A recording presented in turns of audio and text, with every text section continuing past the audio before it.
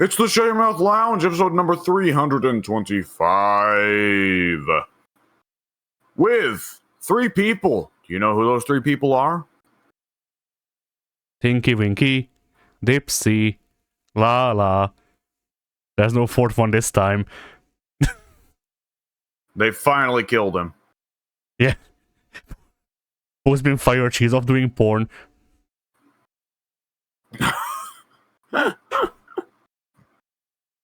Jesus Christ. Okay. I mean, that's not completely what happened. Or whatever. It's a pose actress. Yes. That's all my contribution to that sentence. Pose actress. I see. I don't know what's going on, and let's keep it that way. Yes.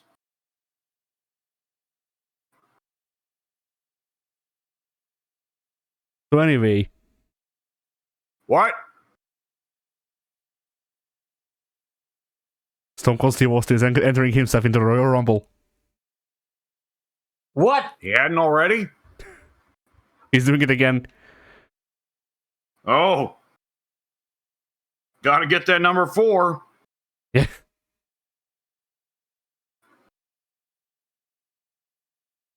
Look, he needs to bring wrestling back to life. He needs to beat Cody Rhodes. He's the only one who can do it. He's gonna kill, like, at WrestleMania.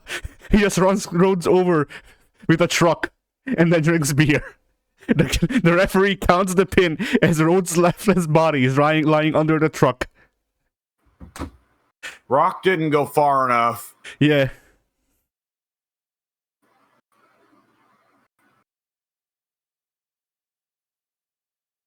So anyway. On that important note. Yes. Pink. Alright, so. Pink. Yeah. The fuck is your problem? So, I've got so many problems. It's hard to count. Not just because I can't count very well.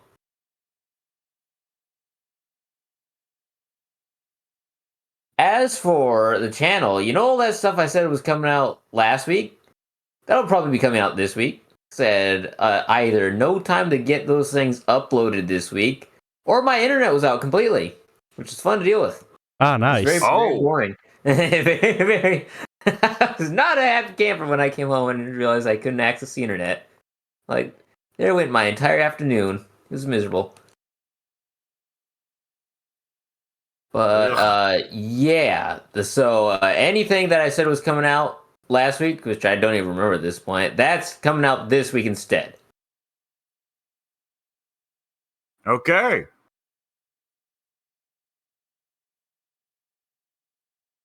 Well, that's for my stuff. As always, Kingdom Hearts. That's it. Alright then. Yeah! Love ya. Fucking kick ass. On my channel, I expect a pattern of largely more of the same. I just earlier this morning uploaded me finally wrapping up the Total War Warhammer campaign I was working through. Did not actually end it properly. I worked myself into a corner and I was just stuck infinitely stalemating. So I went, okay, this clearly is not going to end any satisfying fucking way. So fuck it, turn on cheats and torch everything. And I did. Victory. You worked yourself into a shoot.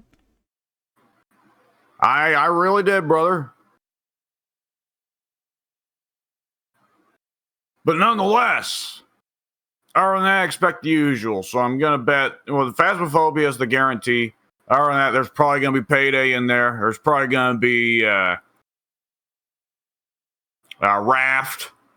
Probably going to be Mince Raft as well, or Minecraft for plebeians, Philistines.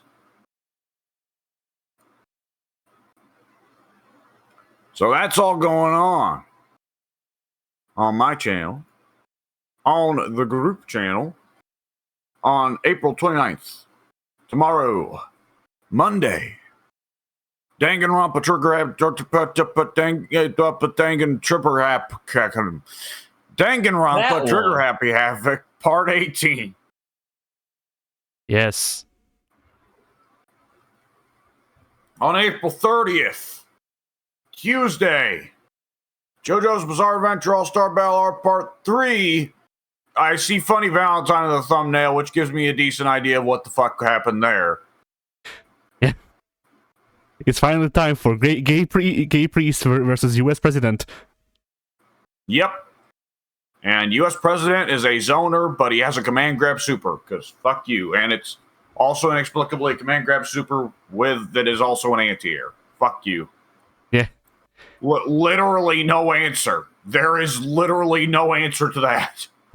Other than just don't be in front of him when he presses that button. I was about to say, just don't be there, forehead. On May 1st, Payday 2, Part 8. Good deal. And on May 4th, Saturday, that's right, May 4th, May the 4th be with you. To celebrate the legacy of Star Wars, we play Phasmophobia and don't talk about Star Wars, and we do nothing that has anything to do with Star Wars. Yeah. Going through the channel's videos, I want to say like 2 days ago, I found the scariest thing. What's that? Unscheduled, untitled Payday recordings up to episode 60. Oh, I see. That's probably Phasmophobia 2. Oh, yes. Nice. Like, really, it's the unscheduled part, because there's, I want to say 40. Yeah, actually, genuinely 40, like exactly 40 videos that I scheduled but didn't title because I couldn't, like, I couldn't. Not in one sitting. No. So there's legitimately 40 videos on the channel that are scheduled but not titled, which we'll have to fix sometime. But then, I knew of those, but then I came across the untitled, unscheduled Payday videos, and I went, oh no.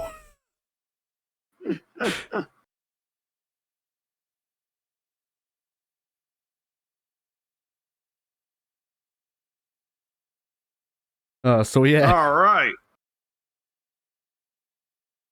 The tide of theft never ends.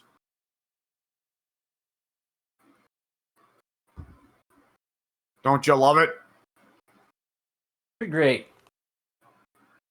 I love the thievening. I'm a big fan of theft. I want to take the piracy quote from Gaben and just turn it into a quote about like regular theft. Huh?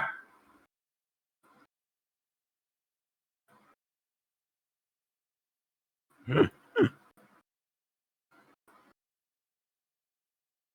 it's one of those things where, like, on like a technical level, even about regular theft, I think, like, I might agree with it, but at the same time, it's harder to steal physical objects.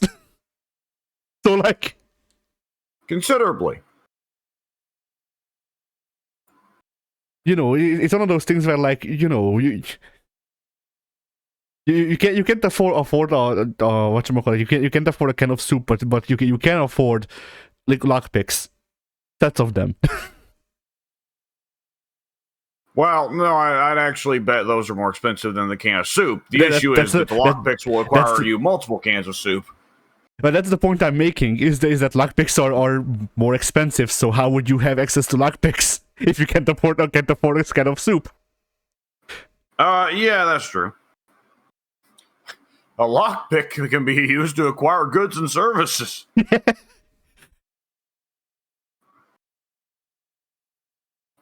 Not incorrect. Might not be legally justifiable, but not incorrect.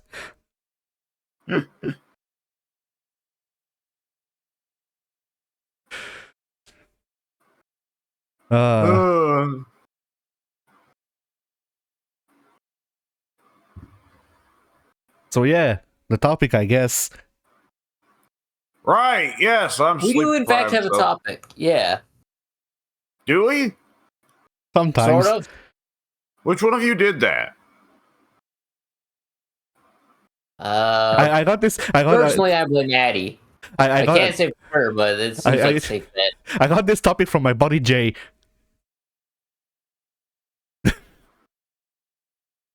All right, I'm gonna find that Jay guy. I'm gonna shake his hand. Yeah. Then I'm gonna suplex him.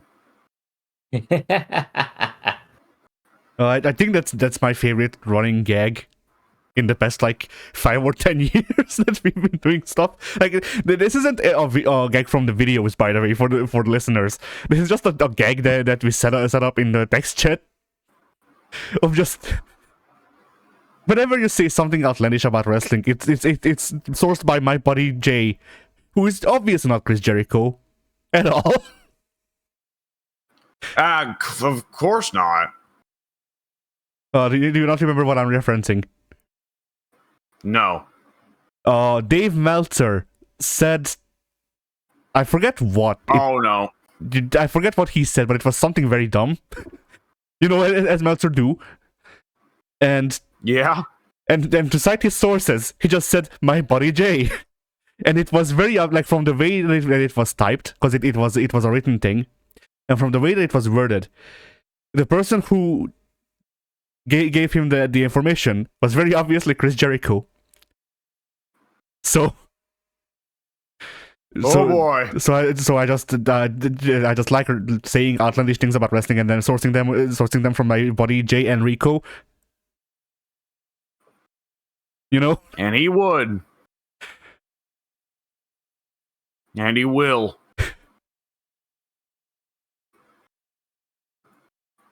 Well, hey, you know, Fozzy opened, did a show at fucking Madison Square Garden or whatever. And fuck Madison Square Garden. They did it at the big one over in London. Wembley. Man. Wembley, there we go. Sold out Wembley. You know who's never done that? Metallica. I don't know why I thought you were just going to say, you know who's never done that? Mattel. You know, the toy company. They haven't either. What a bunch of losers those guys are. Jericho could sit there all day and list off all the various famous names that never sold out fucking Wembley. And all the while, he's just rubbing himself.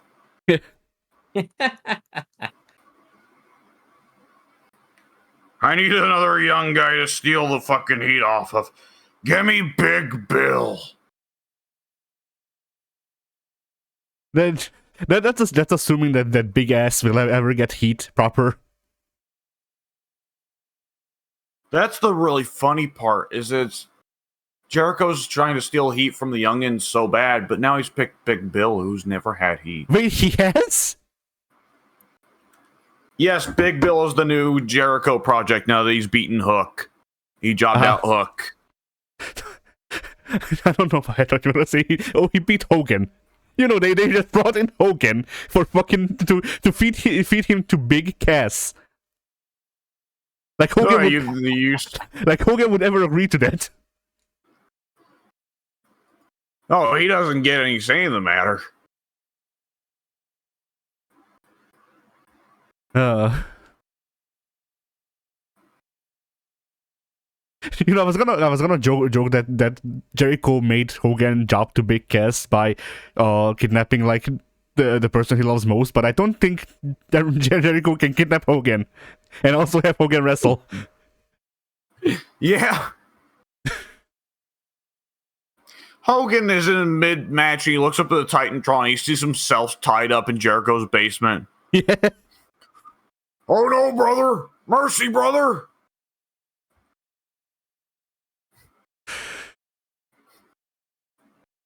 I need toilet paper, brother. Help! That's what Jericho did. He stole all of Hogan's toilet paper.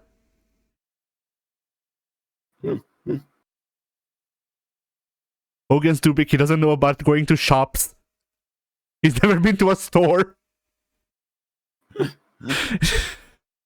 He doesn't know where toilet paper comes from. One of the maids just brings them in whenever they run out.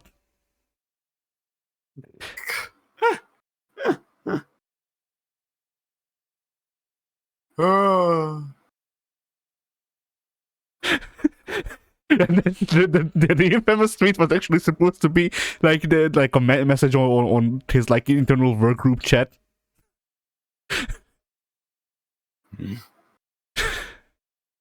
He calls the maids brother. Yeah, he calls everyone brother.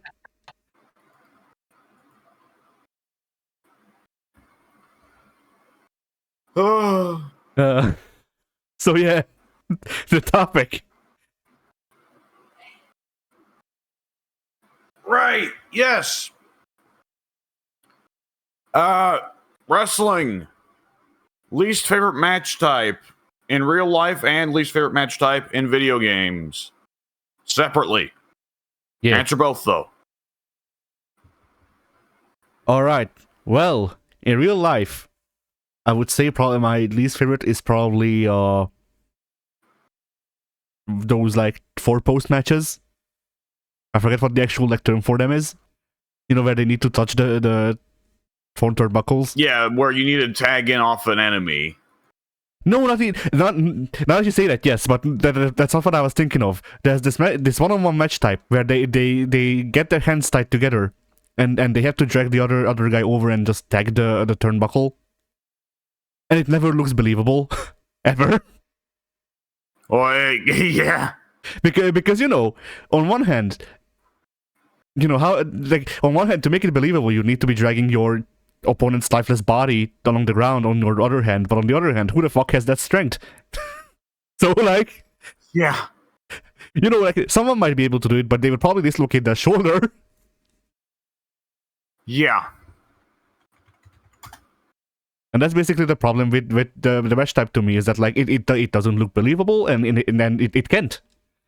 Like physics literally are against this match being believable. Physics disagrees with it. Yeah. But yeah, like, cause like, you know, I could have gone with a more gimmicky match, but this one's old. this one has history. Yeah, the like failed 4-way tag team matches where you need to tag in the opposing tag to whatever, and there's still only 2 guys wrestling.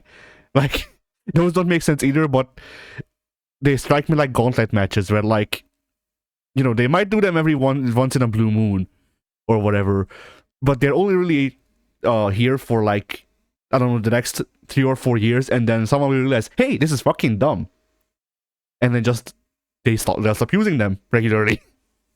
yeah. Whereas people keep coming back to the fucking touch the 4-post matches. I don't know. When's the last time that happened to Day? I have no idea. I remember seeing one, but I don't remember when. Is the problem? Why do I get the feeling if one has happened in the last decade, Baron Corbin was in it? I mean, it's believable. It seems like the if I can exact. remember the match type it's called. But the thing is, Well, then you could just Google that when the last one was. yeah. Yeah. I mean, if Baron Corbin was in one of those, then I'm sure that he asked for it. Like, it seems like a match idea that he'd come up with.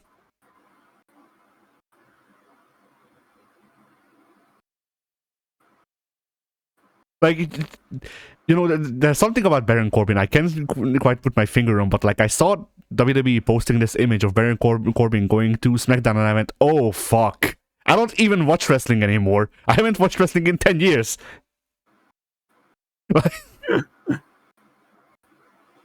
I don't think Corbin is a menace to wrestling that you guys do. I just don't think he's a star. I think he's like painfully boring. Like, I don't think he actively makes wrestling worse, but I do think that that's, you know, whatever they say about him in backstage, like, other than that, he doesn't really contribute anything to wrestling at all. My problem with Corbin is the fact that He keeps getting whatchamacallit chances. no, my big issue with Corbin is that to me he's not the star. He doesn't have the capability to be a star, but they will consistently, for the past 7-8 years now, if ever he's in a rivalry, he's always going over. And who does it benefit when he goes over in the rivalry? No one. Nobody, because he doesn't have the star power to sustain his own push. He doesn't have the star power to elevate anyone else above it. So it's like he's a solid worker. He's painfully boring, but you could still get some value out of him. It's just he's not the guy that should be going over. See, that's my problem with him as well. The only difference for me is that like I think that he's proven that like it is a problem of both Corbin and the whatchamacallit, the creative, more so the creative, honestly. But just to think of like he's getting all of these chances to make a name for himself, and then nothing happens, and they still go. But okay, but next time, Corbin, next time you'll get them, and he never does. Yeah. So it feels like they're just wasting their time. Wasting their time by trying to build Corbin up, and also wasting my time by having Corbin appear on screen. Yeah.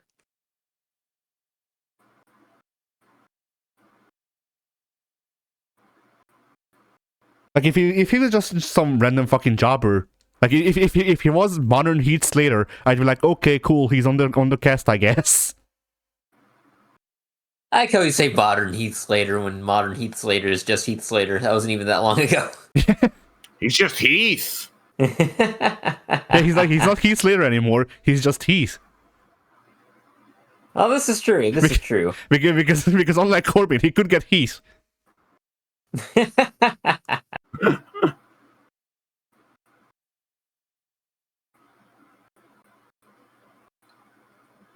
But yeah, as for the games, I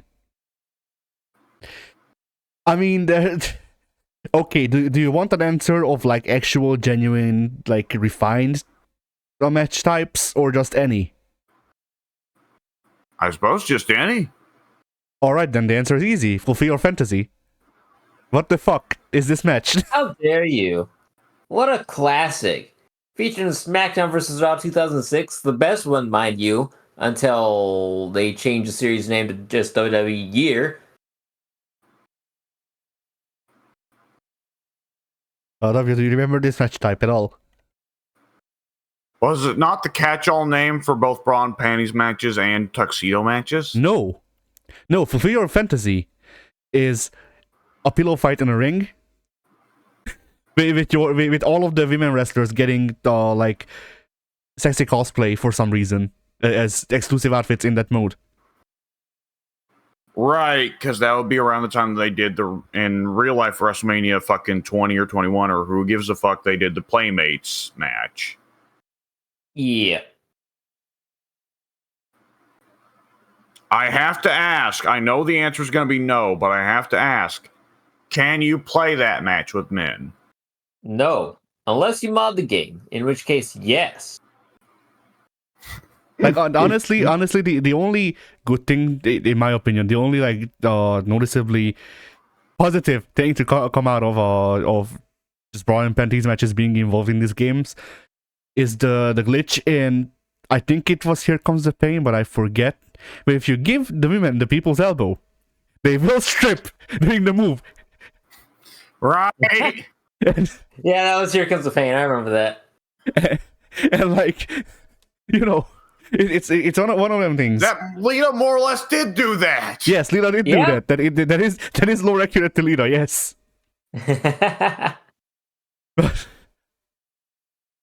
But yeah, like it's just the image of like, all right, so to win this match, you must not lose the clothing items. And then Lita goes for the people's elbow, throws up her shirt, which is accurate to Lita. Actually, I'm wrong. In the clip I saw, Lita did it, but instead of removing her shirt, she removed her pants. Yeah. He reaches onto her upper arm and her pants come off. Yeah. And then she throws her pants into the audience. Yes. And then her pants have so much like hardener in them or whatever. Like they just immediately go into an A pose. And they just look like tubes. Yes. So yeah. Like, you know, aside from that, the Brian Penny's matches overall have been on that negative, but then you know that bit of comedy was great.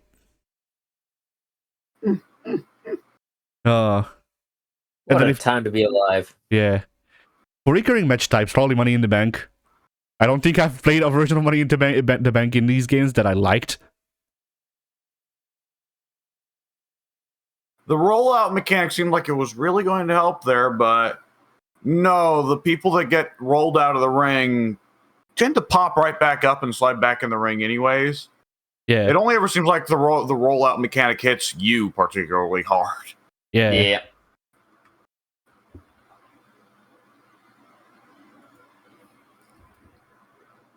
All right. I'll go after Addy because I think this is the sort of thing where Pink would be rather opinionated, probably the most well-informed out of us, as Pink has played the games more than I think really anyone in our entire friend group. So, probably in the real life wrestling, I actually wouldn't have picked the tag free for alls if it weren't for Addy mentioning them. But that's the thing, neither of us mentioned them. They just appeared from the ether. And I was cursed by their existence yet again.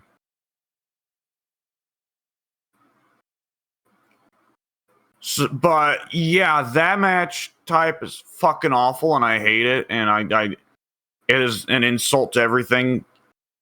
It is one of those things of like, you know, naturally, a lot of bookers are just going to say like, "Well, come on, you can't act like it's impossible for them to for a guy to get tagged by an opponent." No, it's not impossible, but like in kayfabe, why would Adam Pearce or Nick Aldis book this match? Yeah. At that point, why not just book a fucking regular ass tornado tag multi-man clusterfuck match? Yeah.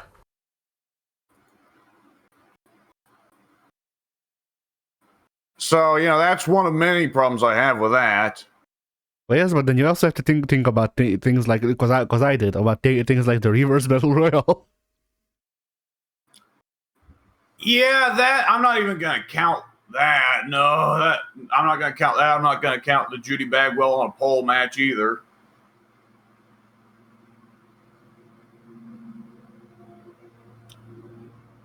There was sometime in the last couple pay-per-views. Oh, you know, I've said this before that I don't like. I specifically really do not like WWE's steel cage thing of you win by escaping the cage. Yeah. To me, that's the opposite of the point of a steel cage match. Yeah. But that one I recognize as kind of a littler one, especially because a lot of the time, you know, they book it anyway, so it's just that the face beats the heel until he's sufficiently like, yeah, I've kicked you to death enough. All right, I'm just gonna leave. Yeah. But it is one of those things where it's like, you know, obviously the reason the WWE had that stipulation on the steel cage match to begin with was so that it could be promoted as finally the babyface gets his hands on the heel in a place where the heel could never escape. But they put that stipulation on where, but you also can win by leaving. So that even when the promoter says it's the face finally gets his hands on the heel, he can still have the out of making the heel run away and win by running away. Yeah. Right. So that's just old carny bullshit nonsense of deliberately cucking the fans every step of the way until inevitably, you know, the fans realize they're just going to keep getting cucked over and over and they stop watching. Yeah, I was about to say, like, it's deliberately cocking the fans until the fans step one of your wrestlers. That's good heat, brother. Yeah.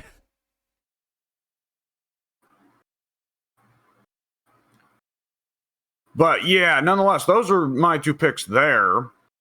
For the video games, oh boy. Yeah, Money in the Bank is a really fucking good pick. Oh boy. Because, yeah, that one's just hell all the time. I've been going through the story mode today of Reckoning, and let me tell you, in the story mode, if you go with Raw, which I did, you have to team up with Batista. And Batista's AI is dumb on purpose. Yeah. And I had to fight in a tag team ladder match it was straight up a TLC match. I'm wrong, but whatever. And it was a thing of like, okay, Batista takes the ladder. Like, never mind that with how Day of Reckoning's physics work. You're spending a lot of time on the ground because you've been hit by a ladder, and a ladder hurts. You'll be surprised to find ladders hurt. My God, I don't believe you. So yeah, you're spending like, I wanna say, half a minute just mashing A. Batista is in hold of the ladder. He's the one who smacked all of you. By the way, he puts the ladder up. yes. He puts the ladder up, climbs up, and he's 5 centimeters off. Well, not even that. He's like, a couple of pixels off. He tries his damnedest to grab the title, but he can't. So, fucking like Mark Jindrak or someone, I forget who the enemy was, it was Edge and someone else. But, like Mark Jindrak or whoever, just kicks the ladder out from under him. Batista is dead at this point. Jindrak takes the ladder, sets it up, walks up, and just grabs the title, and he doesn't even pull. The title just materializes in his hand as soon as he reaches the top.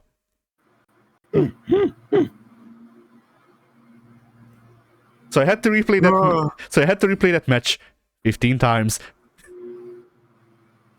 Yeah, sounds right.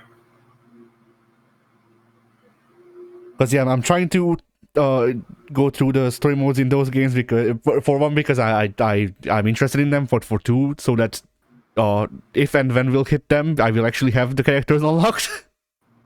Yeah. Were there locked characters in Day of Reckoning? Yes. Surprisingly enough, yes. I've so far I've unlocked Andre the Giant, Brutus the Barber Briefcake, of course. Who the hell else? Because I got like 4 people unlocked already, and I did pretty much nothing. Ah. Oh, yeah, I love the bad time of Legends where it's, okay, Andre, fair enough. Brutus Beefcake, no. Yeah. If we get 4 Legends, Brutus is not in that pick list. He should not be in that pick list. If we get 60 Legends, I'll be fine with Brutus Beefcake being in there. If we get 4, no. Pick someone else. The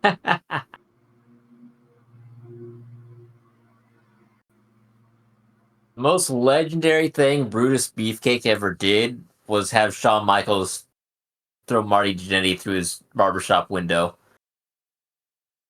And that's the only thing in his fucking career that ain't tied to Hogan. Yep. Yeah. I mean, wasn't he like Hogan's nephew or something? No, tag partners when they got started and gym buddies. Ah. And purportedly, according to old Linda Hogan, also fuck buddies, but I assume that's just being fucking, well, Linda Hogan, I guess. Yeah. Yeah. I mean, it's hard to say. After fucking Diddy, it was or is getting sued. I forget. A lot of people seem to be coming forward like, hey, Diddy used to throw these wild parties that were basically just gay orgies.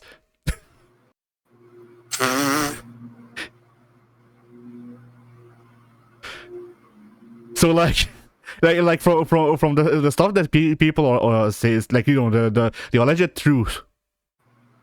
Just judging from that, Diddy is like bi. Which 30 years ago would have got him in a lot of trouble with a lot of the members of the rap community. Yeah. Like, Diddy is at least bi. Also, from what I understand, there were underage people at his parties, which is bad. And it's good that he's getting whatchamacallit, looked into by the cops. Whatever. I'll just say it in the way I can. Investigated. There we go. Yeah. When I mentioned the start, when this was like the Diddy stuff was Diddy.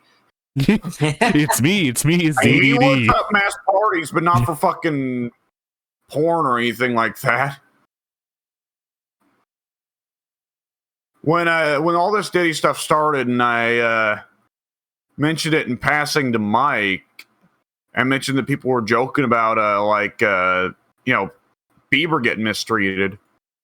Mike specifically mentioned that he did see like a bit of like a clip or something of Bieber being asked about, what being a child star is like in an interview, and Justin Bieber just starts sobbing. Ah, that makes sense. There was also a video. So I watched this collection. Like it was basically quote unquote investigative journalism, which is to say that someone has compiled like first and second hand sources, which is to say like Bieber appeared on this podcast where they asked him about this thing. Here's what he said. And in that compilation, there were two videos taken like years apart. One was when Bieber was starting out, and it was Diddy like revealing that he bought Bieber a Lamborghini Murcielago, I think. And then years later, the next clip, it's Diddy and Bieber talking. Bieber is like in his boyfriend era, I think, around that time. Which I don't know if that makes any sense to y'all. None of this makes sense to me, but carry on. Was that like between when he first showed up and like after that, but before he became a serious rapper? Yeah, his boyfriend is like Bieber is getting older. It's like the getting close to the top of his being a douche. And yeah. So during that era, there was this video that someone shot. Perhaps Diddy, because he seems to be posting stuff like this a lot. But yeah, it's someone shot Diddy. with seems like they didn't do well enough. Yeah. They need to try again. But yeah, so it's Diddy asking Bieber, "Yo man, why don't we party anymore?" And Bieber has this look in his eyes where he's scared, and he just goes, "I don't know. You don't talk to me." Yeah, and that's if this was a thing that just happened once, that would be one thing. But there's multiple recordings of Diddy on podcasts with like Ludacris and people like that asking the same thing, and it's always the same expression that people get, and they always reply the same way. Yeah, I was about to say, like, isn't Ludacris supposed to be, famously a pretty cool guy? Yeah. Ludacris from. Well, I would love to see his interview clip come out. I'd love to see a clip come out of like an interview, 5 or 6 years ago, where Diddy says to a guy, "Hey, it's been a while since we've been partied, man," and the guy just gets up and runs out of the room in fucking terror. And like, people were just like, in hindsight, it's kind of remarkable we didn't notice anything was off. Yeah, I mean, one of the most it all adds up now. One of the most interesting things, one of the most interesting videos that Diddy posted. He posted this video was of this other rapper in his pool, just swimming, and Diddy is just walking up to him in the pool, and it's just the two of them, and he just starts calling him daddy. Boy. Yeah. And the guy is obviously the guy obviously is visibly uncomfortable with this. Now, the reason that the video is so interesting is because I forget who it was, but another rapper said that he was invited to one of these parties. It was the first and the last time he went, from what I understand. And yeah, so he just walked into some room during the party, and it was just that other guy that Diddy was talking to, and Diddy spooning. So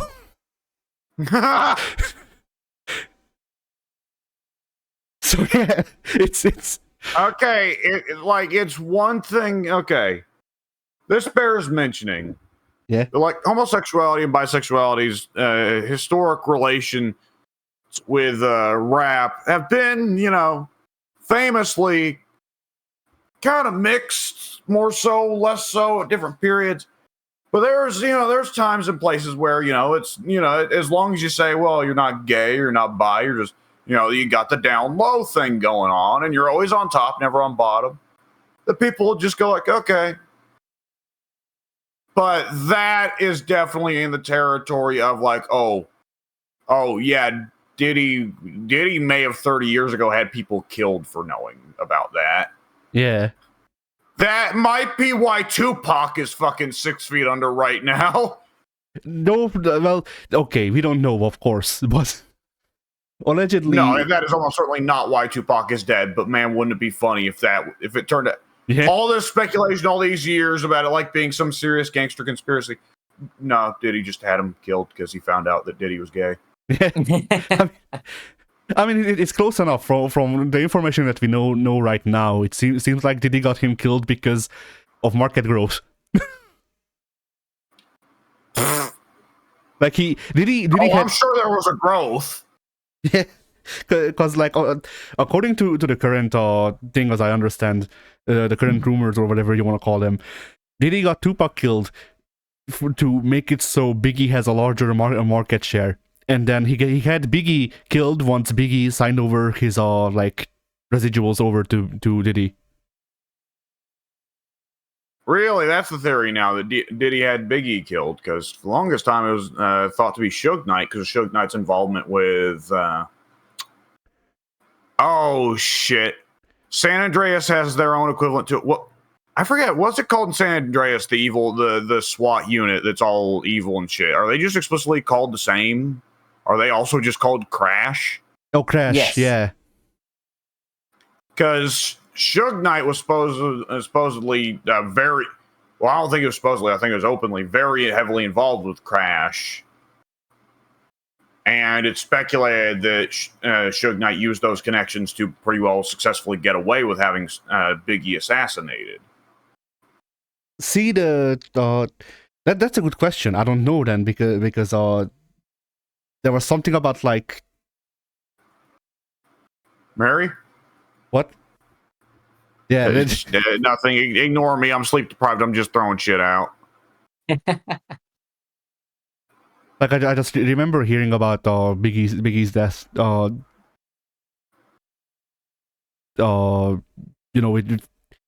think it was in the same video even. It was just like here's stuff about Diddy. Just in general. But yeah, it was one of those things where like he paid for Biggie's protection or something like that, and then he called them off on the night that Biggie was killed, and the guy who killed Biggie went up to Diddy's car earlier in the evening or something like that. Oh. Which, it's... you never know. Maybe he was just going there for sex. Yeah. And, like, it's one of those things where, like... Oh, that was a nice hand job. Now I need to go kill fucking Biggie Smalls. Yeah. Thankfully, he's in 2 cars over.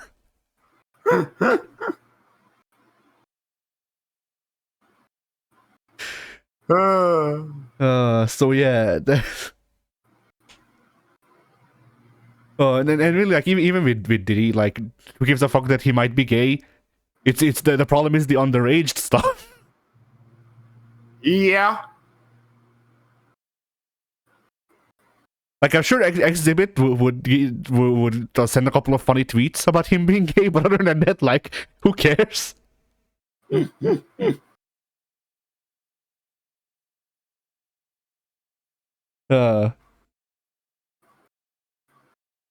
yeah, there's allegedly in the ongoing investigation, there's an informant who was like Diddy's right hand man for, I don't know, like 10 or 15 years. Who? Oh boy! Like, and Diddy, like this was part of his job. Diddy had him record everything. So Oh boy. So there's video evidence of these parties and just what happened at them, including allegedly, like, you know, selling drugs to underage people, among other things, to underage people. Yeah. So yeah, Oh boy. like hearing about where the investigation goes will be interesting, but you know, I'm never gonna complain about criminals handing out their own fucking evidence freely. yeah, But from the practical, pragmatic perspective of like, if I were gonna be a big old criminal, I always question these cases like Diddy or like Richard Nixon, who are like wanting everything to be recorded. Like, okay, it's probably like the Epstein thing where it's like, well, we'll sit on this and we'll use it as blackmail down the road if we have to. But it's like, okay, but what if this information gets released to the public before you can use it as blackmail? So it just makes you look real fucking bad. no boy, with Richard Nixon, I came across a thing. It was very interesting. In fact, I didn't believe it was true at first. At least I think it was Nixon. Let me check. Because I came across this like image of a letter. Yeah. So allegedly, it's an image of a letter, or rather, it's a transcription of a letter that was allegedly. Okay, a letter. I don't know why, but I thought you said we're saying a ladder. Oh no. Yeah, Nixon's special ladder that he smacked people with to take down the title belts. By God, King, the boyhood dream has come true. But yeah, so basically to summarize it, there's this letter that was allegedly sent by Nixon to his mother, and he's like, it's funnier now to imagine him sending his mom a ladder as well. Yeah. But yeah, so in the letter, he's basically role playing as a dog. So people have been taken to calling Nixon a furry. Oh boy. Yeah. And the thing is, I looked into this and I went, hey, that's unfounded, because I didn't find any, like, you know, like even somewhat believable sources. It was just, you know, the image. And then I found a New York Post article where they whatchamacallit, they quote that letter word by word. And I went, okay, there might be something here. Like, it's still not 100%, but I would assume that like the, you know, an actual publication would get into trouble, considering this was around the time of Nixon. that the original like article was released. Because it was on, it was like an archived article from, you know, actual print. I have an image of that if you want to look at that. But yeah, it was this was used to basically to psychoanalyze Nixon. I don't know if this was like during his presidency or whatever, or if it was shortly after. But yeah, I read it and I went, huh, interesting, I guess. Because what do you say? Well, amongst the many oddities of Nixon, that one's, you know, it's not so bad. Yeah. I think everybody can agree that one's pretty tolerable.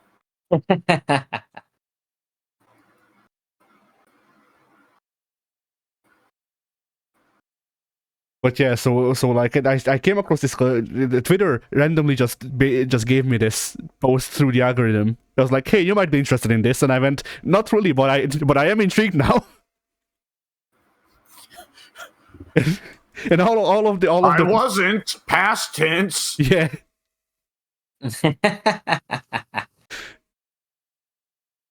But yeah, and all of the comment section was just calling Nixon a furry, and that was it. Well, yeah. The comedy is undeniable. Yeah. But nobody's gonna turn that off or down. Yeah. See, the problem is that we went after Ronald Reagan, we made the video about Ronald Reagan was a furry. Wanted to then find out. No, Nixon is right there.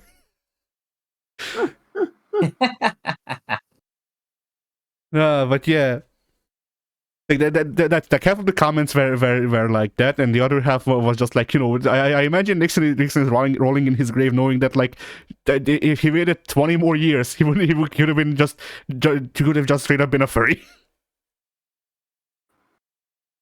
Or whatever, which like I assume Nixon didn't choose to die.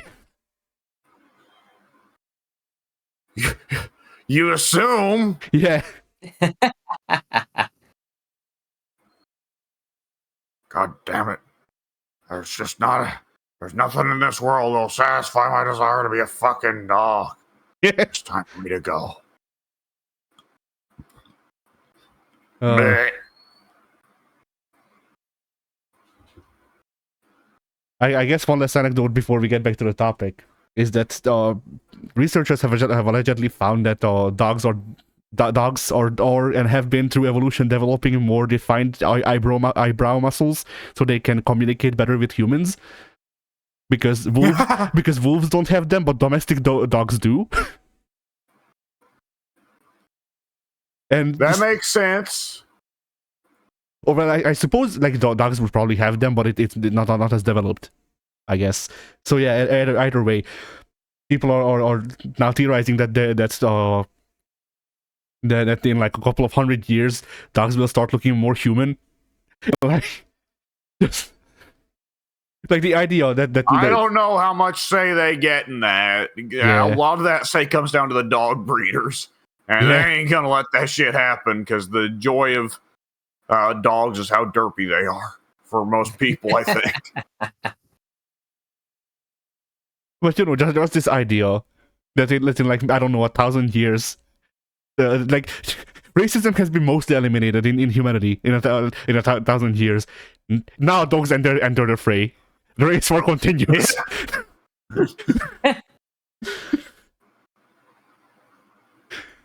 You were not prepared. Yeah. Just tell me, like, once again, just to reiterate, like once we're close to eliminating racism in humans, dogs just fucking, what's the term? I forget, like species uprising or something like that. Where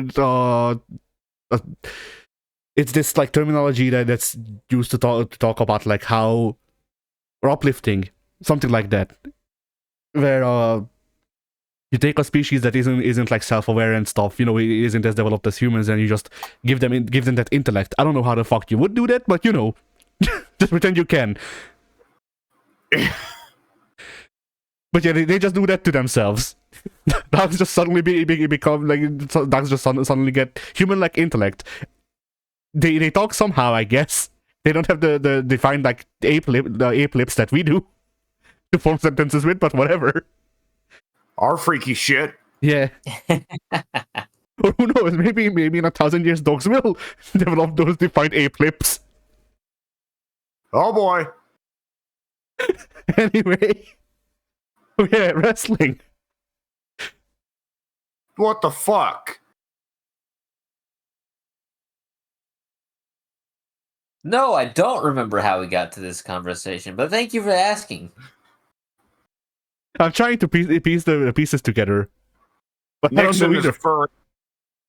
Nixon is a furry, which came from Diddy, because Diddy and Nixon both recorded themselves.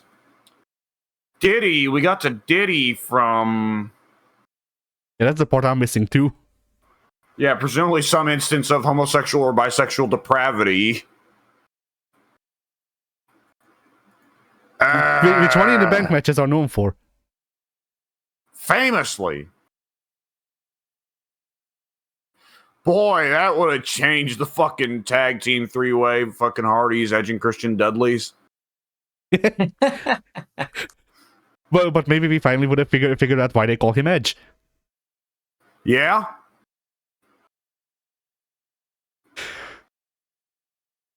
I mean, like, and that's a fucking six-way between, like, Christian and Jeff. famously not bad looking dudes. Jeff is probably up there in the top 10 for male wrestlers that the women have gone most nuts for. Then there's Edge and Matt. It's like, well, I'm certainly in no rush to see either of those. Like, I'm heterosexual, so I'm not in any fucking rush to see any of them naked, granted. But Edge and Matt are both like, cool boy. Yeah, no, I think I'm good. Then there's the Dudleys, who are also there. The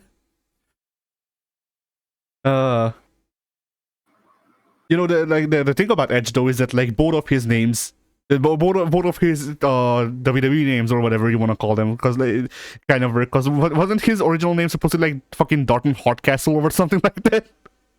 Dalton Hardcastle. Yes, I have heard of that. Sexton Hardcastle. Sexton Hardcastle. Are you serious? That's even worse. I'm serious. Yes, Pink is correct. Right? Was that not his like fucking jobber name or whatever? Yes. Which, of course, when the Hardys were jobbers, they were just the Hardys. Yeah. Yeah. Yeah. The only difference, like the only difference between jobber Hardys and like mid-carder Hardys is that they don't write out their whole names. They're not Jeffrey Hardy and Matthew Hardy anymore.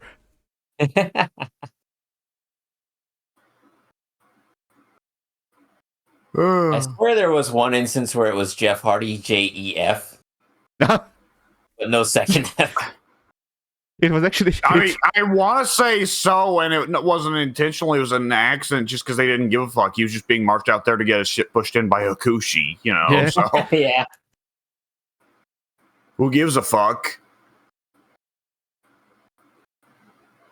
Certainly not WWE. Yeah. Absolutely not. Especially not during that era. No. But that just reminds you of like they of how they renamed Taz.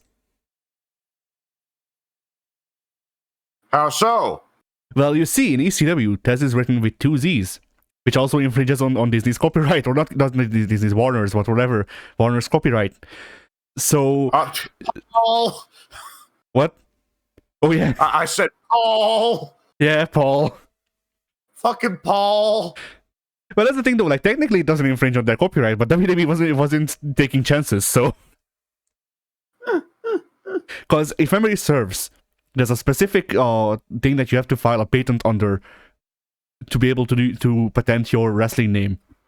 So, like whatchamacallit, the Taz the wrestler being written the same way as Taz the Tasmanian Devil doesn't make like a difference. Like they shouldn't be able to sue them because whatever.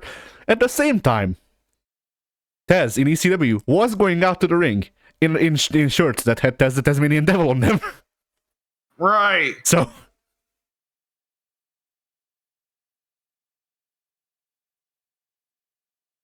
Wasn't Taz in charge of the merch? In ECW? Maybe? I don't know. I want to say he was, because like him and Sabu famously for a good while did not get along. And I want to say that at one point there was a quote unquote misprint of the Sabu t-shirts where it said, I want to say it was honestly so fucking blatant that it was honestly it was a Sabu shirt that said, and instead of the good old homicidal, suicidal, genocidal, it said homosexual, suicidal, genocidal. I saw that coming. See. Which, granted, I think Taz is fucking stupid enough to fuck that up that badly. On the other hand, come on, if him and Sabu had heat, that one was easy. Yeah. See, like I appreciate the effort, but if you do it, then you should do it with all of the letters. Homosexual, suisexual, genosexual. Yeah. Fucking genosexual. I love that. We need to make... I'm gonna fuck all of them. we need a flag for that pronto. All of them.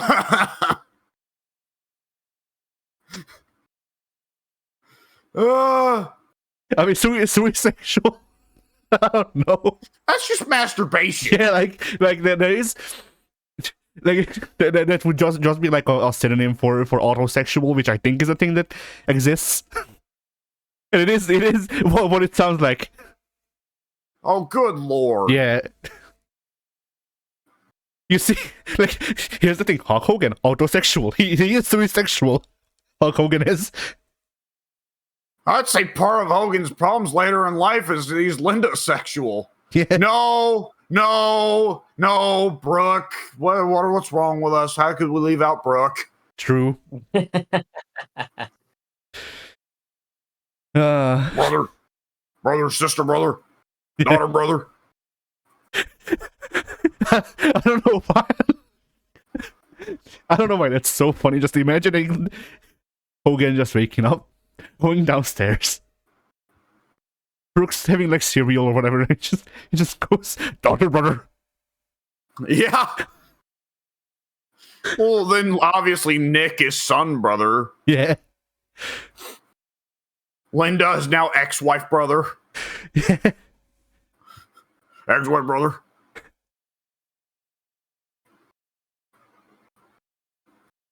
You know, it does make me wonder though, if you know, like assuming that Hogan. I'm wondering a lot of things right now. Yeah. But like, you know, assuming that Hogan wasn't wrestling during Nick's like childhood. If in kindergarten if they asked him his name, he would just said brother.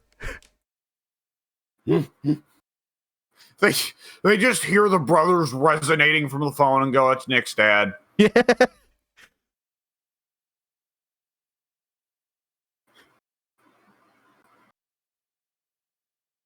Blimey.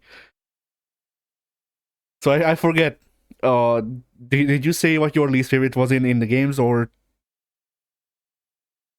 Oh fuck! Well, I wanted to come up with something better than I wanted to fucking fish up something better than Money in the Bank. the Menage a Trois ladder match. That one at least is pure unadulterated fucking chaos. It takes way too fucking long, but at least it's pure chaos. The Money in the Bank match, it's not fully chaos because it's 6 men all beating the piss out of each other too much. Yeah.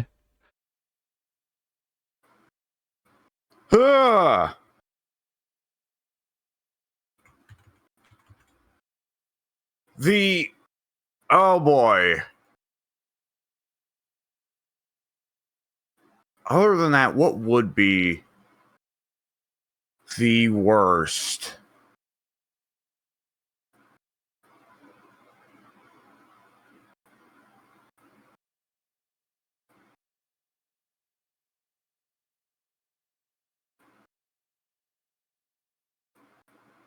Oh boy. Well, I'm gonna say this. Yes. If you're playing with friends and you want that competitive feeling, a non-elimination triple threat or fatal four-way. Yeah. Which in real wrestling, or if you're just playing Universe and you want to have fucked finishes, then it's great to not do elimination style because you can have fucked finishes. But if you're actually playing with friends and you want the feeling of competitiveness, then yeah, you want it to be elimination style. So that it's not the one guy just eats everybody's finishers, then the two of the dudes brawl out of the ring and the remaining dude just gets a pin for free and he wins and everybody else is like, fuck. Yeah. God damn it. Real life beating begins now. You thought you could get away. You couldn't.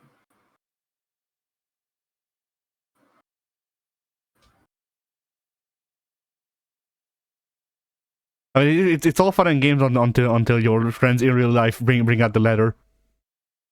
Yeah. The following will be your corpse on a pole match.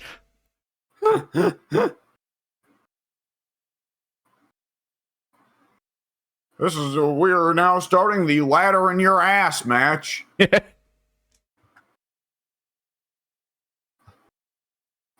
Oh boy.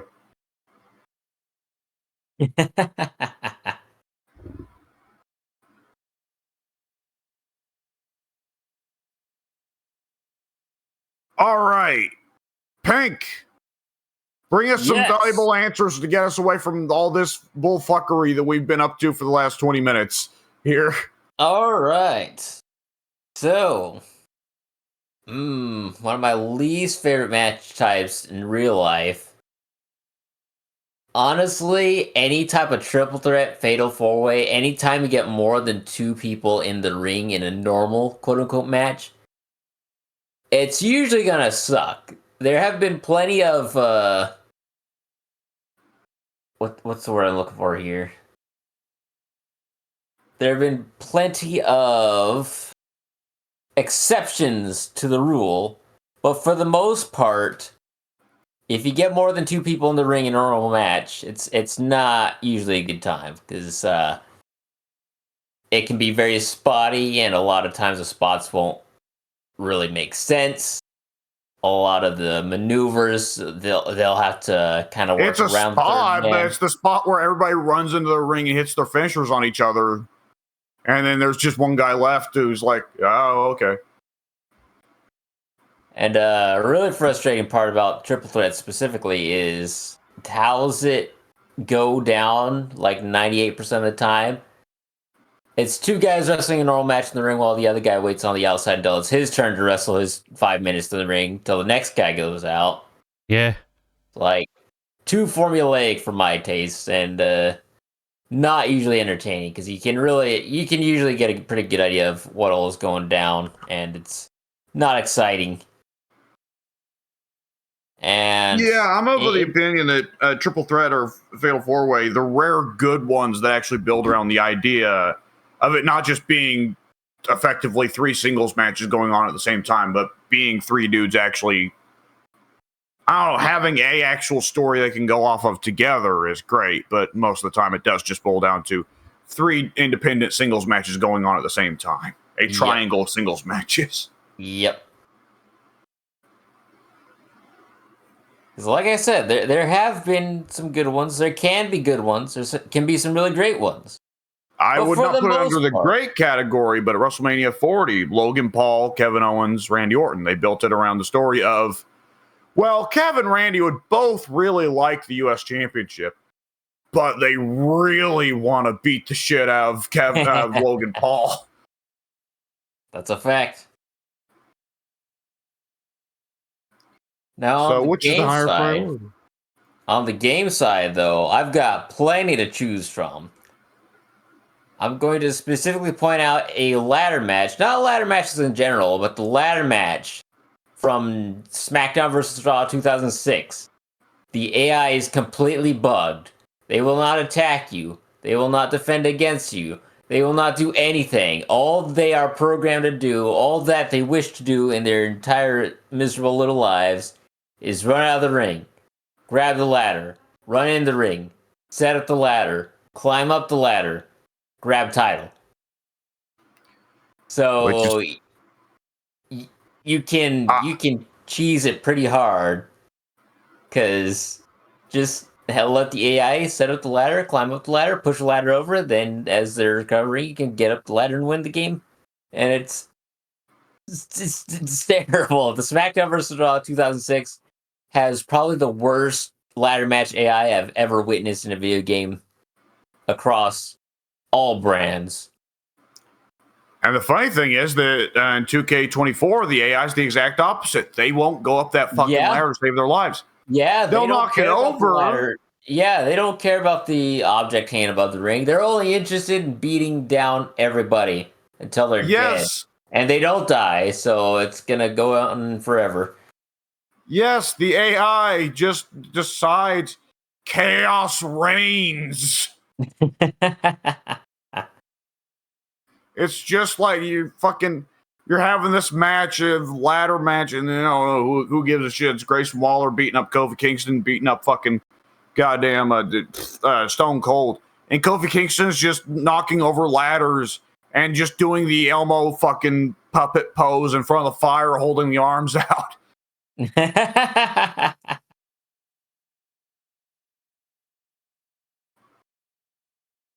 Now, the SmackDown vs. Raw 2006 out of the way, let's jump forward a few years' time to SmackDown vs. Raw 2010, which is where I believe they introduced the championship scramble match.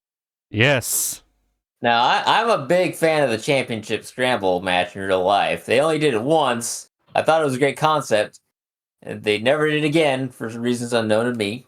So maybe it wasn't a great concept, but I digress. The scramble match in SmackDown vs. Raw 2010. Absolutely abysmal. How it goes down is if you don't get a pinfall in the first one-on-one matchup for the first 5 minutes of the match, nobody's going to win. Because by the time the third person makes its way down to the ring, all that is ever going to happen for the rest of the 20, 30 minutes, however long that match takes, if anybody goes for a pinfall, everybody's going to rush to break it up. No pinfalls will be acquired once the third man hits the ring. Ever. It's not possible. SmackDown vs. Raw 2010 just doesn't have the game mechanics to support the ability to sneak in a pinfall victory or beat down everybody to the point where they can't get up to get your own pinfall victories on multiple opponents because they will be getting up way too fast. Great match type. A lot of potential. But the mechanics of that game don't allow it to be fun whatsoever. It was an absolute nightmare. I hated it. Played only a couple matches and never touched a scramble again. Because it was not possible. Nothing was happening. Yep.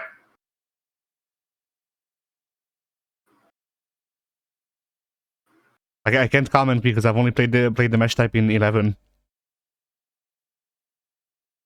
I can't comment either. I have created imitations of the match type in 2K22 and 24, but those games are a little bit. The gameplay in 2K22 and 24 a little bit better than 2010.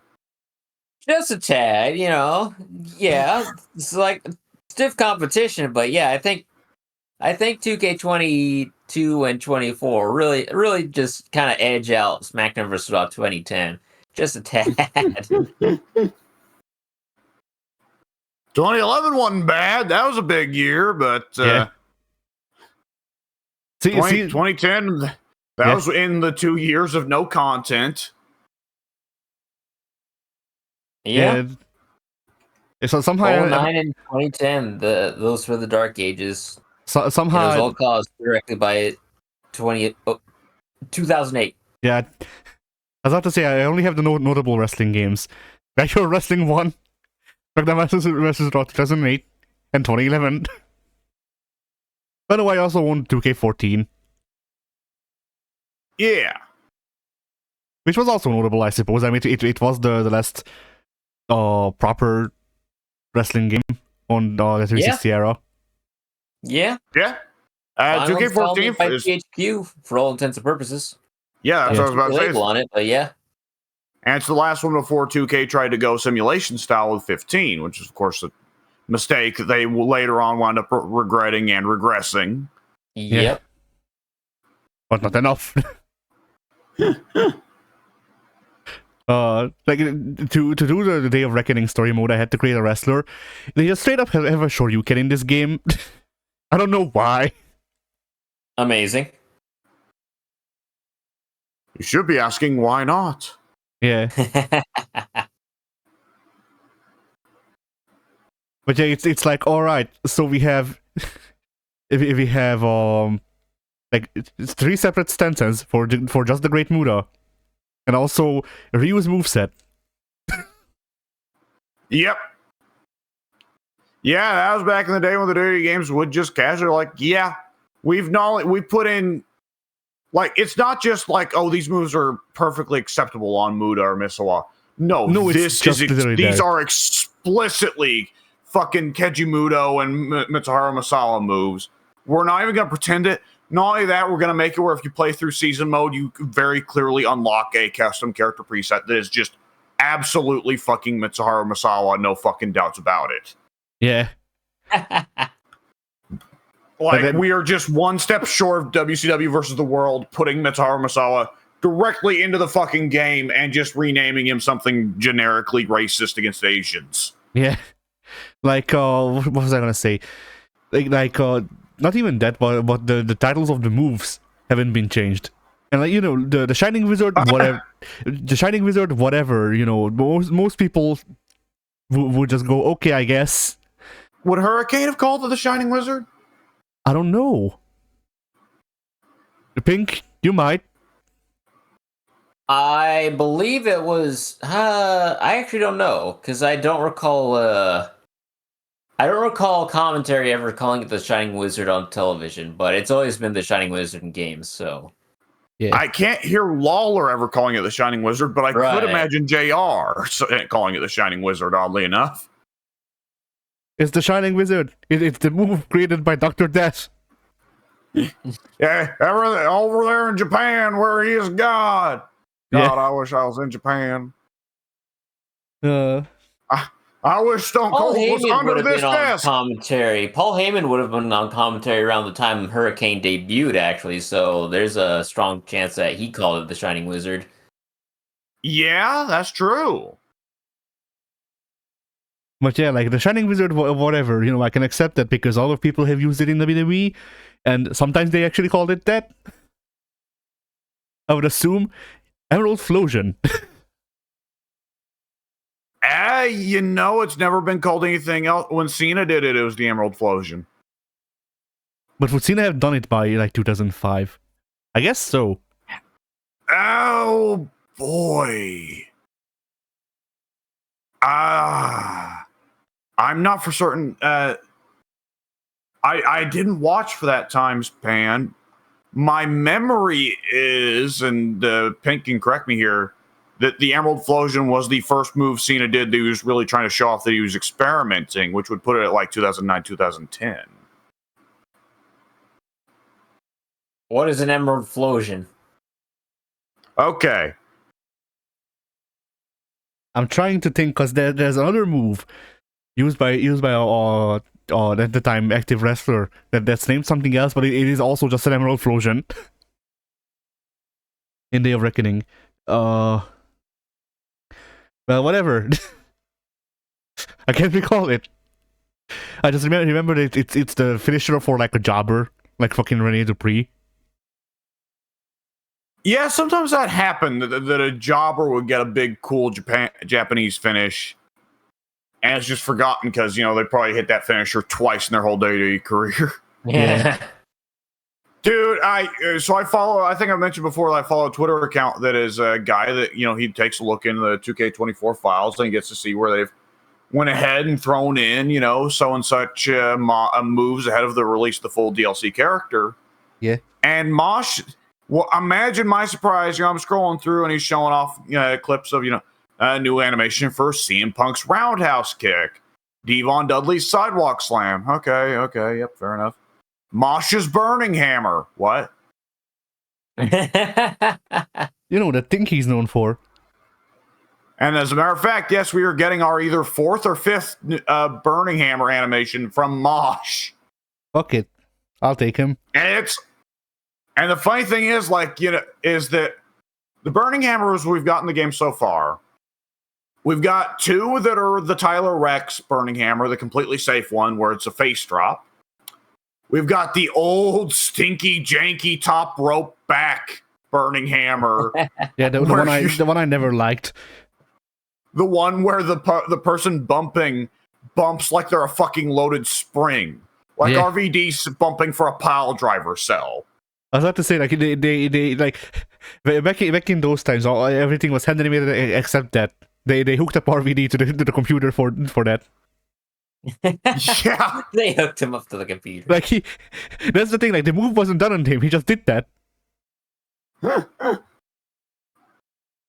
And we got the old T800 burning hammer, which is about as close to the real thing as we're ever going to get in these games. Thank Jesus.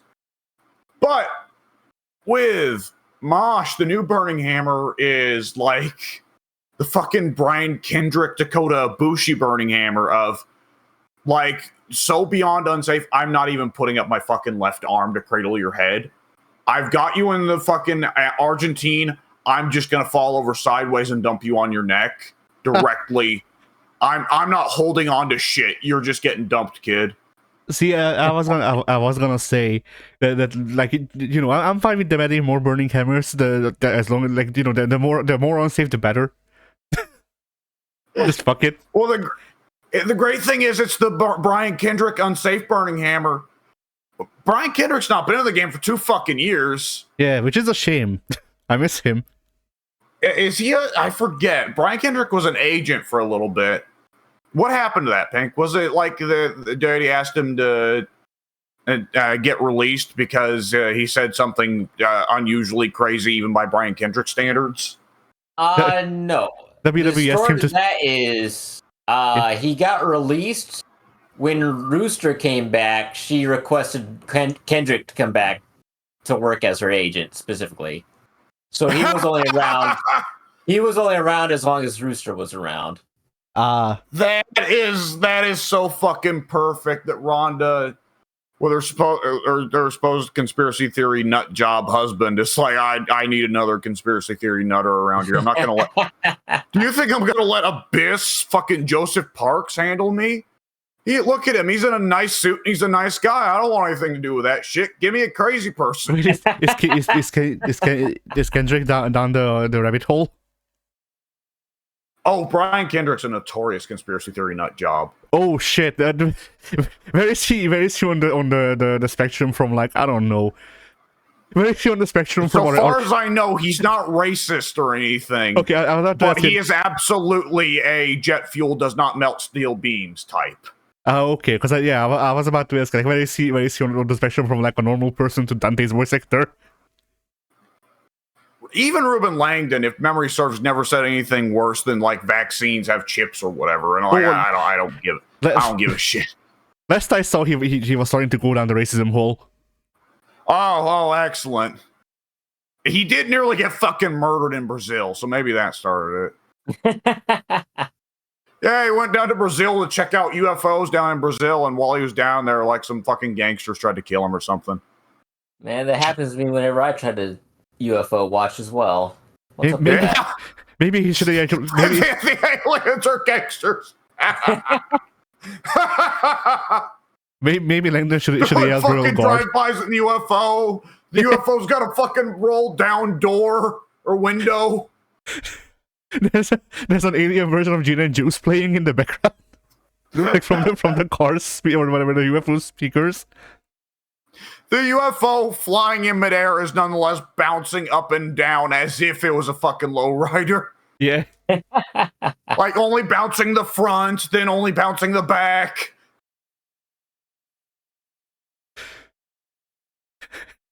Aliens contact Earth. Their one message. Send us Snoop Dogg.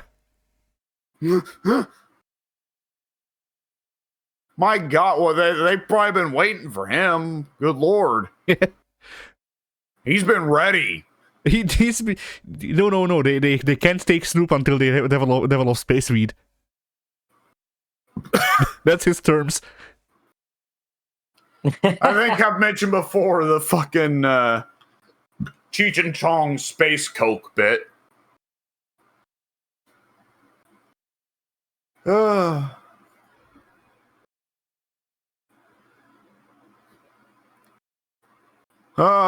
You know what we need in wrestling? What's that? Space drug aliens. That's Gangsters. just Stardust. Yeah. Like that is just what their gimmick was. It's Stardust. Like maybe not gangster, but everything else.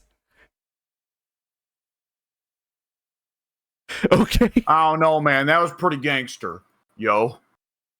I'm now imagining Cody Rhodes, now that he's won the title, coming back as Stardust. He joins Hurt Profits or whatever. Hurt Business. Hurt Profits? It's not entirely inaccurate. Street No, business. but it's funny. Wait, I just realized. I mean, I'm sure. I'm sure the shareholders look at the ratings when they're on screen and go, "Huh, herd profits in it." Yeah. Damn it, Bobby. Damn it, Bobby. Them ratings just ain't right. Blimey.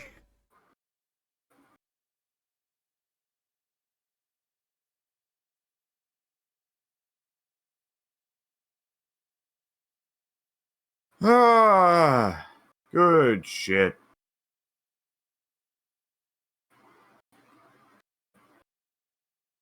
Well, I suppose we can call it a podcast then, because no other bits shot to my mind immediately. So whatever. The bit is All done. right. All right. And I believe we've discussed the matches. Unless Pinky have other ones to add. If I do, I can't think of them right now, so I think we're good to call it. How was the Inferno match? I barely remember. Oh, it was Which terrible. one? Which version? Oh. Well, the only one I recall is the 2011 version. I didn't know it even existed in any other games. They put the Inferno matches in one other game, but I forget which one it was after 2011. It was one of the ones I didn't buy. Is 'Cause, the yeah. Inferno match not in 2K14? No. Really? Yes. There is an Inferno match in the showcase mode, but that's a showcase exclusive match type. Oh. And I want to say, like, I don't know, 2015 or like fucking 2K20 got Inferno matches again. And obviously the game wasn't good. And the match was even worse. I believe it. But yeah, the match in 2011 was you slam your opponent until the number reads high. It just says hi. And you wave back, you say hello, and then you roll the opponent out of the ring and they're done. They're dead. Right, yeah. They light on fire for about a second before the ref puts them out. Right, I remember that Yeah. now, yes.